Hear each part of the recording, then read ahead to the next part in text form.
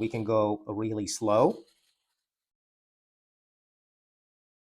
or we can go really fast. So I'm going to increase the speed, and you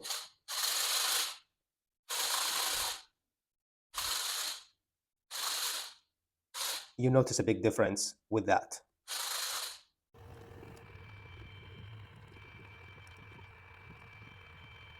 In this video, I want to highlight some of the functionality of the Adeept 4-wheel drive Raspberry Pi robot. By the way, I'm not being paid to say anything. This is my honest opinion, but this is a great robot for the price. I will leave a link in the description if you're interested in checking it out, since it's on Black Friday sale. There is a function called keep distance, which is using the distance sensor to keep its distance from a nearby object.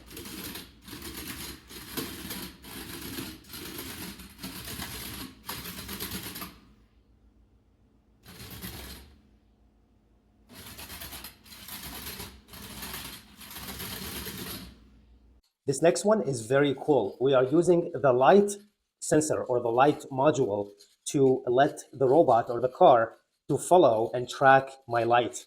So in the front here, there is a light sensor or a light module, and it's a resistor that changes its value based on the amount of a light that it receives. And using that module, we can definitely tell the car or the robot which direction to go. We're going to use the line tracking module. Let's see how well it does. So I have this line that is supposed to follow, and I do have a curve over here. So let's see how well it does. And you do need enough contrast between the floor and the line so the module can see it. And I think it's doing very well so far. What I want to show you over here is how to manually drive the robot. You can see here there is a live video of my robot here on the right. On the left, I have the controls that comes with it. This is what the code that is provided. Obviously, you can expand on this. Let's go ahead and take a look here. We have a live feed video. Here is the control where we can basically drive the robot. And we can go forward, we can go backward. You get the idea. There's some information about the CPU and the RAM. There are some actions here, like I showed you, like the line tracking, the light tracking, the keep distance, all these things.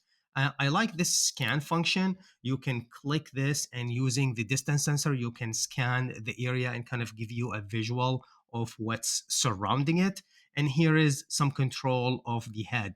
Let me see if I can spin around just to kind of show you this real quick. There's a small lag in my feed because I'm just using a Google Meet to show the camera. I'll have to figure out a better way. But here is a quick way to move that head, and you can see it moving. You get the idea. So yeah, this is what comes with it out of the box.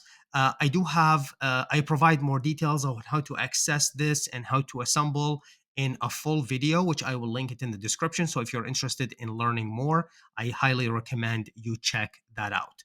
This last one here is self-driving.